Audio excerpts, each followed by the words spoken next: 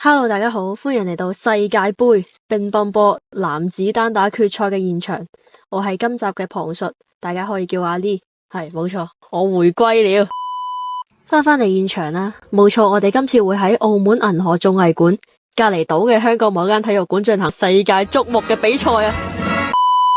我哋畫面呢可以見到兩位選手已經各就各位啦。在此之前呢，同大家介紹一下兩位先啦。可以見到啦，呢兩位選手都係着住黑白配嘅顏色嘅，即係嗰啲天堂與地獄，今日唔係你死就係我亡咁樣啦。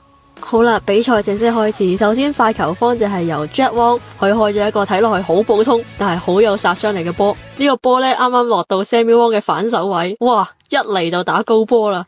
Jack Wong 呢個動作，哇咁似啲大廚啊！我知啦。呢個一定係，唔係呢個，一定係愛可飛啊！之後個波，呢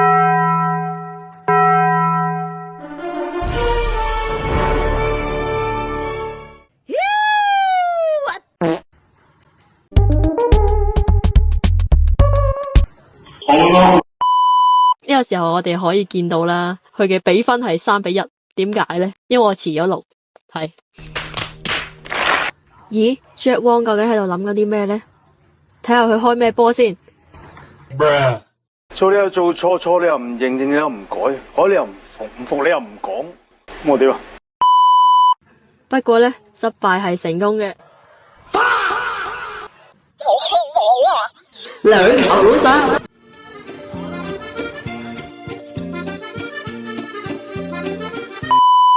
哇 ，Jack Wong 終於開成功啦！係一個類似下旋嘅波。阿當然識睇嗰啲，唔好收得咁緊啦吓。睇下對手會點接先。大佬啊，你唔好發走個波啦。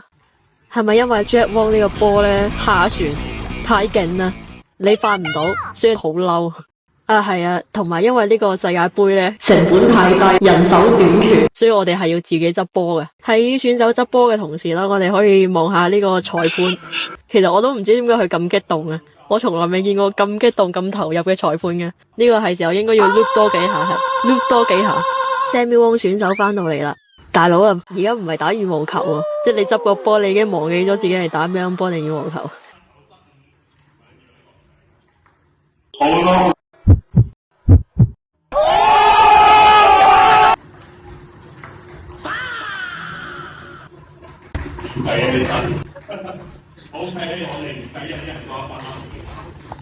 打到5-2，雖然我都唔知點計出嚟嘅，總之就係現場太混亂啦。再咁樣搞落去呢，我驚全場都會笑到 PK，所以係時候呢嚟一個中場休息啦。話咁快中場休息完畢，但點解換咗人呢？裁判做乜打波啊？算啦，同大家介紹一下呢位替補嘅選手，佢就係 Tori Lam，又稱乒乓波高手，係全班第一，大聲！下半場開始啦 ，Jack Wong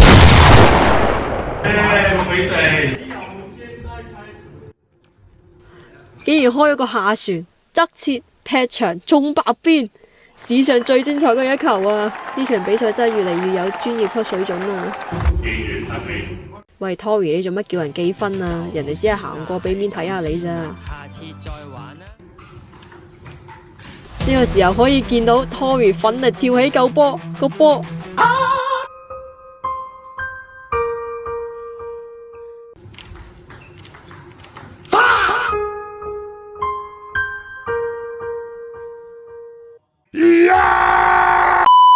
恭喜 Tori 同 Sammy Wong 追到分啊！果然係高手啊！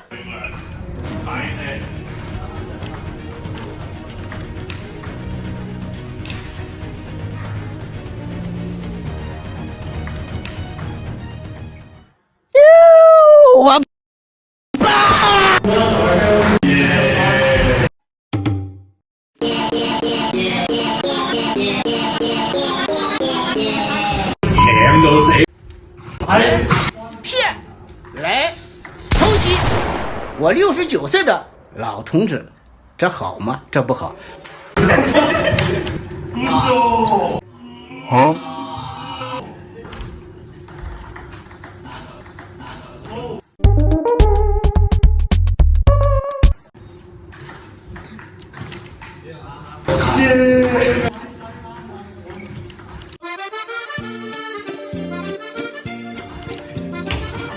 同你玩真係好開心啊！終於完啦，雖然唔知睇咗啲咩，不過希望大家鍾意啦。我哋下次見，拜拜。